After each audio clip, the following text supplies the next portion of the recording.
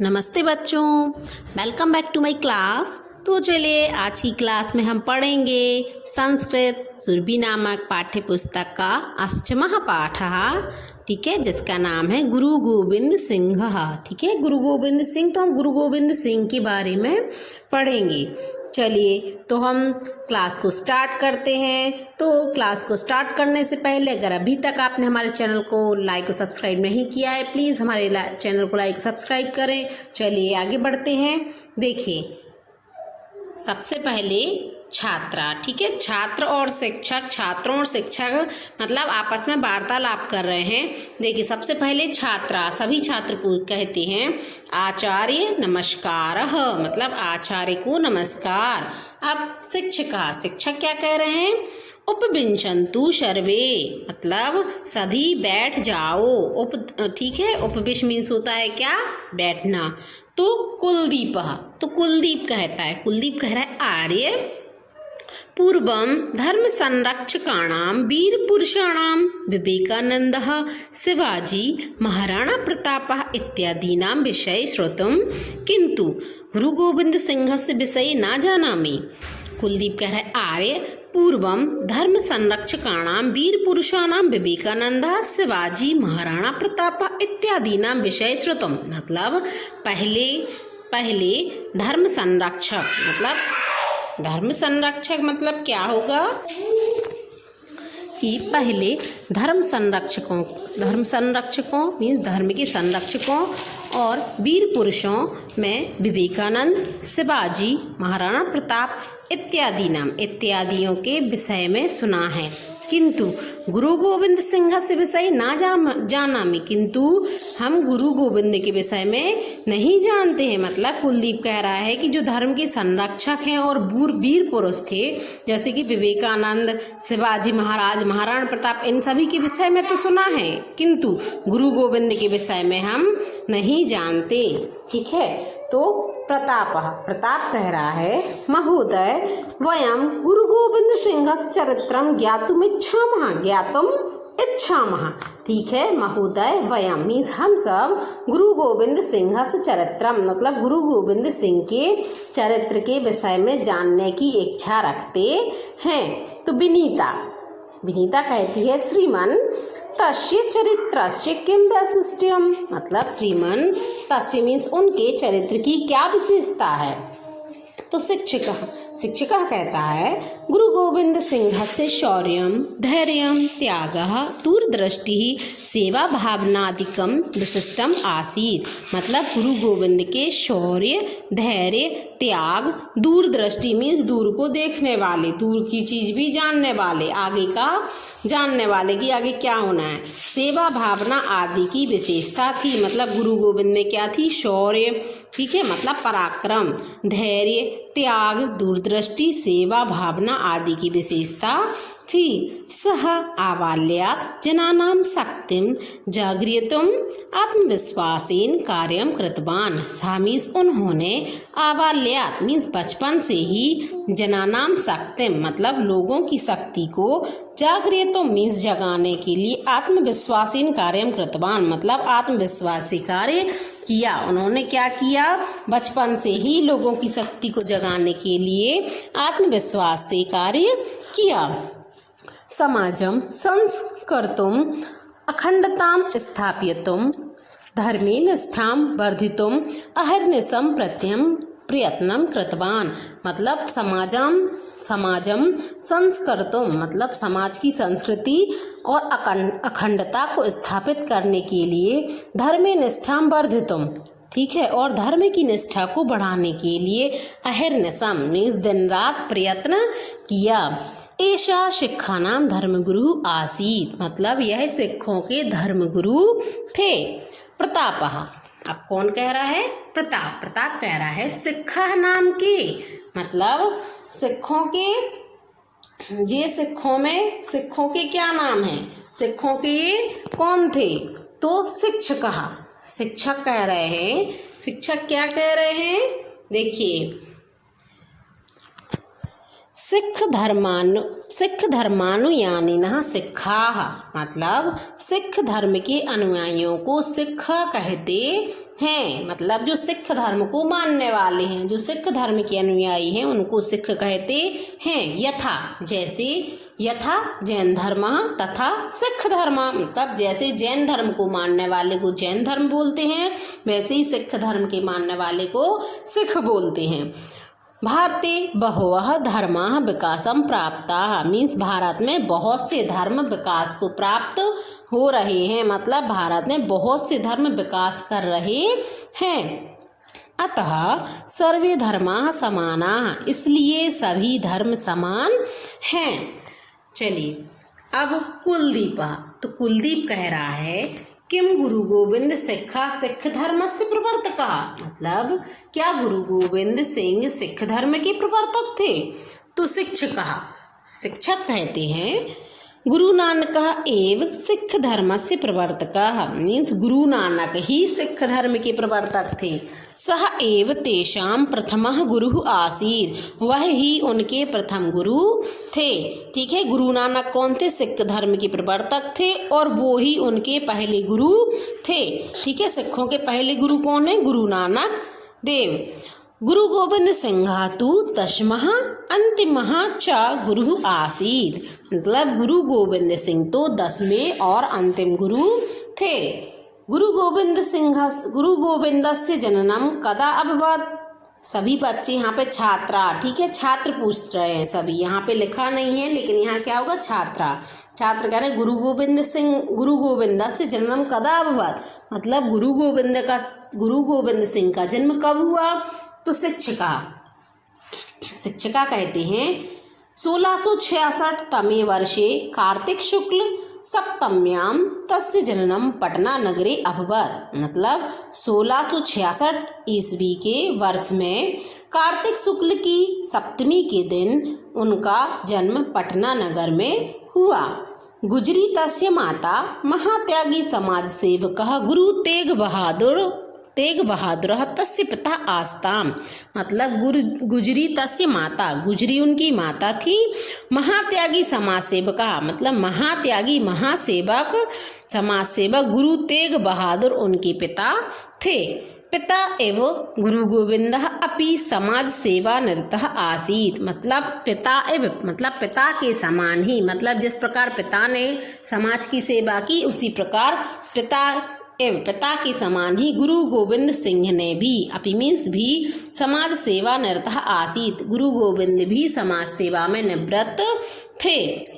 अब कुलदीप कह रहा है समाज सेवार्थम गुरु गोविंद किम कृतवान, मतलब समाज सेवा के लिए गुरु गोविंद ने क्या किया? तो देखिए अब हम चलते हैं नेक्स्ट पेज पे। तो शिक्षिका क्या कह रहे हैं? तस्मिन् समये भारतीय संस्कृतेः विनाशकस्य क्रूरस्य मुगल शासकस्य औरंगजेबस्य शासनम आसीत्, मतलब तस्मिन् समय, उनके समय में, उस समय में भारतीय संस्कृति के विनाश के लिए और क्रूरता का मुगल शासक औरंगजेब का शासन था। उस समय भारतीय संस्कृति के विनाशक क्रूरता के लिए किसका था? मुगल शासक औरंगजेब का शासन था।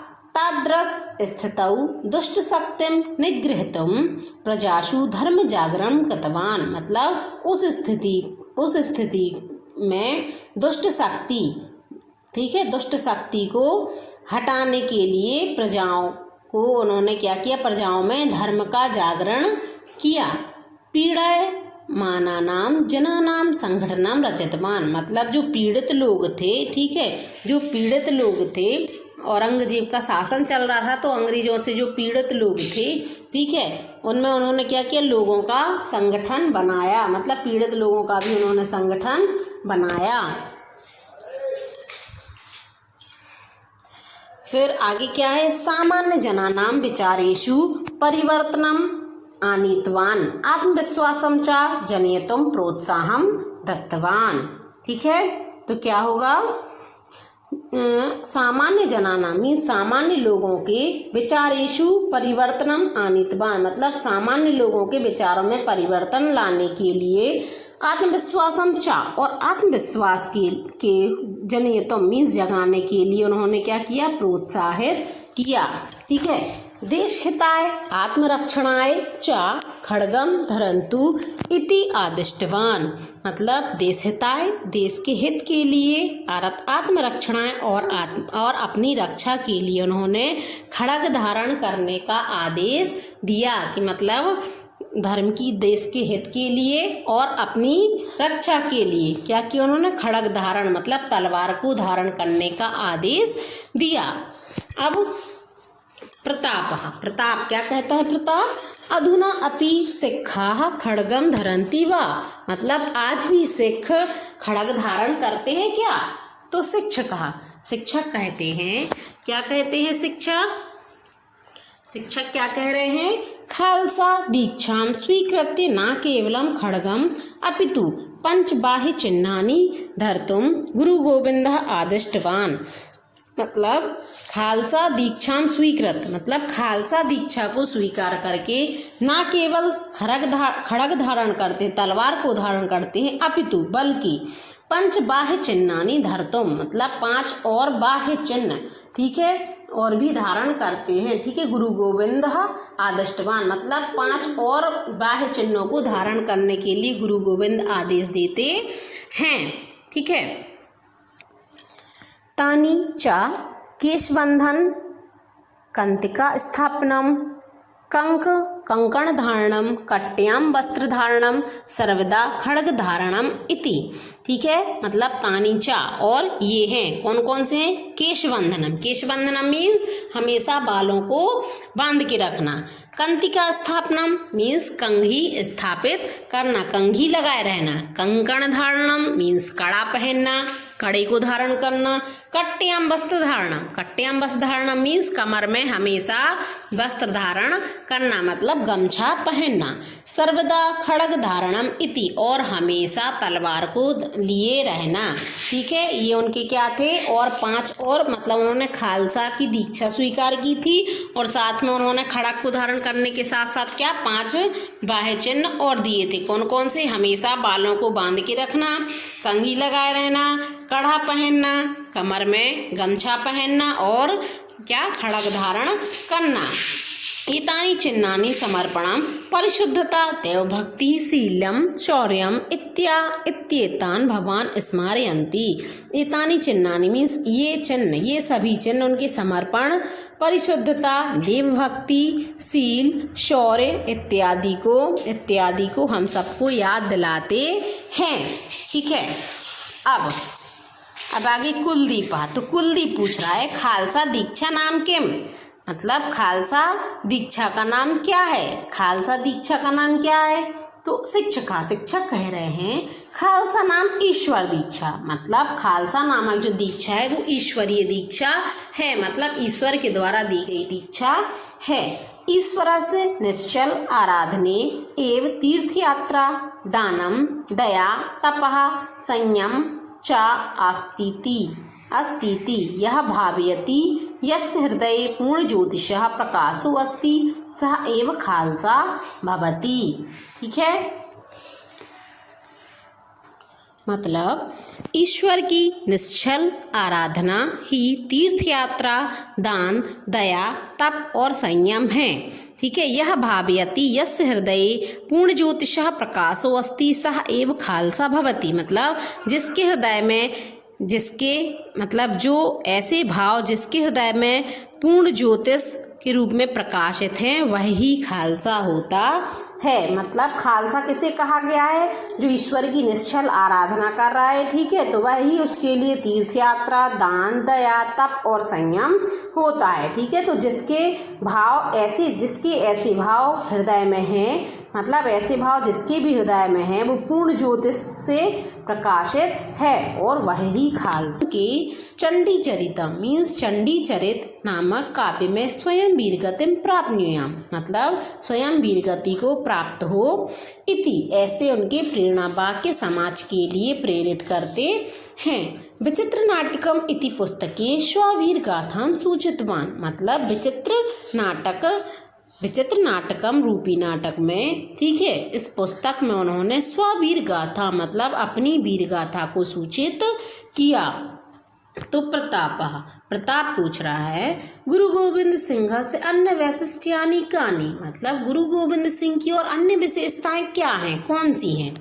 तो शिक्षक कहते हैं कबीरः गुरु नानकः सूरदासादयः भक्तः आसन, मतलब कबीर, गुरु नानक, सूरदास आदि के भक्त थे। कौन? गुरु गोविंद सिंह। गुरु गोविंद सिंह कौन थे? कबीर, गुरु नानक, सूरदास आदि के भक्त थे। गुरु गोविंदस्तु वीर भक्त आसीत, गुरु गोविंद सिंह तो वीर भक्त थे। सह हिंदू शक्तिम संगठवान, उन्होंने हिंदू शक्ति का संगठन किया, मतलब उन्होंने हिंदू शक्ति को एकजुट किया।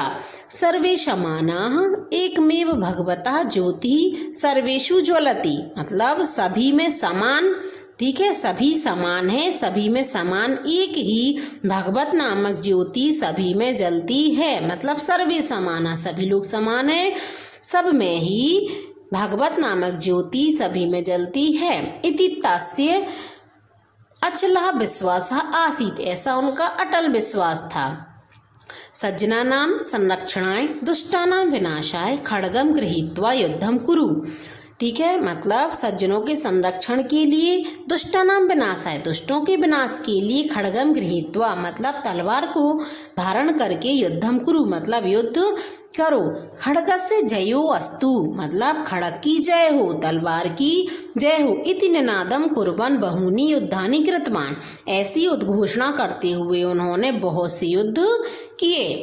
1689 वर्षस्य अप्रैल मासतः मृत्युपर्यन्तं शत्रून् भायद्वान् तेषां हृदयेषु कंपनं जानितवान्, मतलब 1689 में उन्होंने वर्ष के अप्रैल से मासतः, ठीक है, 1689 ईस्वी में वर्ष में उन्होंने अप्रैल महीने में मृत्यु पर्यंतम शत्रु भायतवान, मतलब मृत्यु पर्यंत तक उन्होंने शत्रु को भय दिखाया। तेषाम हृदयेषु कंपनम जानितवान, मतलब और उनके हृदय में कंपन जगाया, उनके हृदय को कपकपा दिया। हिंदू धर्मस्य संरक्षितवान, और हिंदुओं के धर्म की रक्षा की। तो विनीता कह रही है तस्य मुक्ति कदा अभवत्, मतलब उनकी मृत्यु कब हुई। तो शिक्षक क्या कह रहे हैं, गुरु गोविंद सिंह 42तमे वयसि 1708तमे वर्षे अक्टोबर मासे 7मे दिनांके महाराष्ट्रस्य नांदेड़ प्रांते मुक्तिं प्राप्तवान, मतलब गुरु गोविंद सिंह की 42तमे वयसी, मतलब 42 साल की उम्र में 1708 ईस्वी में अक्टूबर माह, ठीक है, अक्टूबर माह में 7वें दिनांक की 7 तारीख को, मतलब अक्टूबर माह की 7 तारीख को महाराष्ट्र के नांदेड़ प्रांत में उनकी मृत्यु हुई। तस्य उद्घोषम स्मरामः, मतलब उनकी उद्घोषणा थी, उनकी उद्घोषणा को हम सभी याद करते हैं। क्या उनकी उद्घोषणा थी? वाहेगुरु जी का खालसा, वाहेगुरु जी की फतह है, ठीक है। आपने देखा होगा हमारे जो सिंधी पंजाबी भाई बहन हैं वो क्या नारा लगाते हैं, वाहेगुरु जी का खालसा, वाहेगुरु जी की फतह, मतलब खालसा ईश्वरः भवति, ईश्वरीयः भवति, ईश्वरस्य विजयः निश्चिता, मतलब खालसा ईश्वरीय होता है, जो भी खालसा धारण करता है वो कौन होता है? ईश्वर के समान होता है। ईश्वरस्य विजयः निश्चिता, और ईश्वर की विजय निश्चित है। तो चलिए बच्चों, आज की क्लास यही समाप्त होती है। तो अगर आज का वीडियो आपको अच्छा लगा है और क्लास आपको समझ में आई है तो प्लीज़ अपने दोस्तों के साथ वीडियो को शेयर करें और हमारे चैनल को लाइक और सब्सक्राइब करें, ठीक है, जिससे आपको आगे आने वाले वीडियो का नोटिफिकेशन मिलता रहेगा। तो चलिए अब मिलते हैं नेक्स्ट वीडियो में, तब तक के लिए जय हिंद, जय भारत।